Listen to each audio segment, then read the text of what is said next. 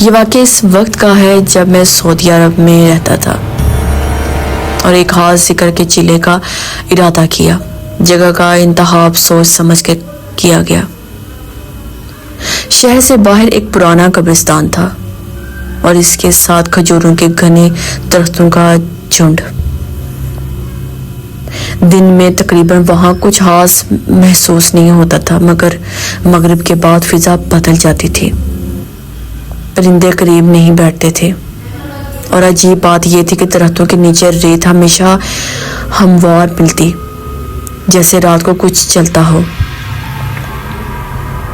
میں نے عشاء کے بعد عمل کی نیت کی اور وہاں بیٹھنا شروع کر دیا۔